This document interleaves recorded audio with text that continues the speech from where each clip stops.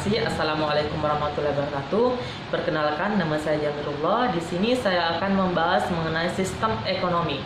Sistem ekonomi itu adik-adik, gambarannya seperti gini. Mekanisme dan institusi untuk menjawab pertanyaan mengenai tentang apa, bagaimana, dan untuk siapa barang itu diproduksi. Itu adalah sedikit gambaran dari sistem ekonomi.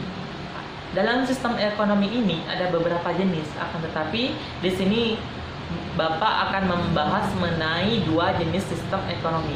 Yang pertama, sistem ekonomi tradisional, yang kedua, sistem ekonomi komando.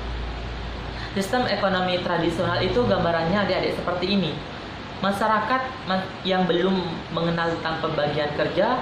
Yang kedua, cara mendapatkan barang itu dengan sistem barter.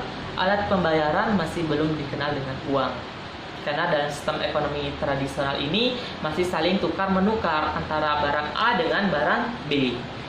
Namun adik-adik, dalam sistem ekonomi tradisional ini memiliki kelebihan dan kekurangan.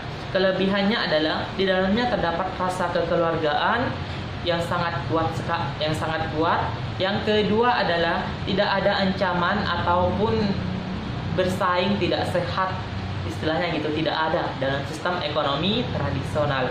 Yang ketiga adalah pertukaran dengan sistem barter dengan berdasarkan kejujuran.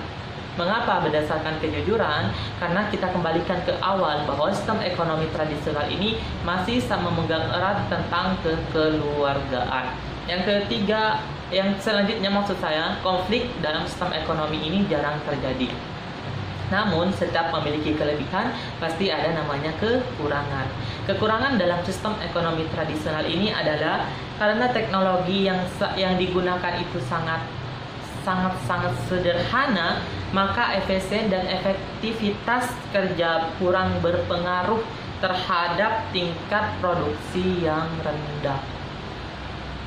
Karena teknologi yang digunakan pada sistem ekonomi tradisional ini bisa dikatakan sangat sederhana sekali, sehingga keefisienan dalam bekerja itu sangat berpengaruh pada tingkat produksi. Karena tingkat produksinya, misalnya dalam membuat baju, dalam sistem ekonomi tradisional ini membutuhkan waktu mungkin 300 ataupun 1 tahun bisa jadi baju. Karena mengapa lama? Karena teknologinya ini sangat sederhana digunakan dalam sistem ekonomi tradisional. Untuk selanjutnya adalah tidak ada persaingan antar individu sehingga prestasi yang didapatkan itu sangat minim.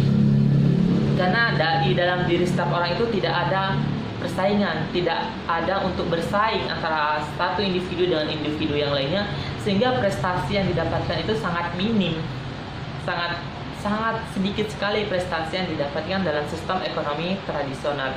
Selanjutnya adalah kualitas barang yang beredar di pasar itu tidak terjamin.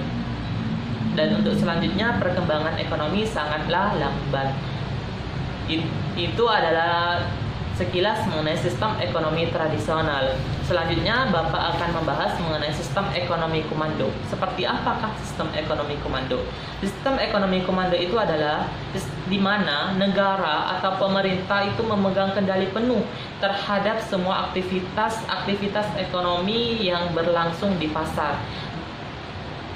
Yang baik dari sumber daya, produksi, dan modal, semuanya itu dikuasai oleh pemerintah atau oleh sebuah negara. Adapun adik-adik, sama halnya dengan sistem ekonomi tradisional, sistem ekonomi komando ini memiliki kelebihan dan kekurangan. Kelebihannya yang pertama adalah pemerintah lebih mudah mengendalikan. Karena mengapa lebih mudah mengendalikan? Karena di sistem ekonomi komando ini semuanya kembali ke pertama, semuanya dikuasai oleh pemerintah. Yang kedua adalah pemerintah berhak ikut campur dalam harga. Pemerintah berhak menetapkan harga. Misalnya harga pulpen ditetapkan sama pemerintah 3.000, berarti harga 3.000 beredar di pasaran. Yang ketiga adalah pemerataan pendapatan lebih mudah didapat. Dan yang keempat, krisis ekonomi jarang terjadi. Karena pemerintah sudah membantu karena pemerintah sudah ikut campur dalam baik dari sumber daya, produksi, dan modal, sehingga krisis ekonomi dalam sebuah negara itu sangat minim terjadi. Itu adalah kelebihan dari sistem ekonomi komando. Sedangkan kekurangan dari sistem ekonomi tradisional dalam sistem ekonomi komando ini adalah satu, mematikan inisiatif individu. Mengapa mematikan inisiatif individu? Karena semuanya sudah diatur oleh pemerintah. Yang kedua, adanya anggapan bahwa perencanaan belum tentu dapat mengambil keputusan. Dan yang ketiga, penyampaian informasi tidak akurat. Yang keempat, kebebasan pribadi terbatas. Sangat terbatas sekali kebebasan pribadi untuk berkreasi di dalam sistem ekonomi komando, karena semuanya adalah serba dari pemerintah.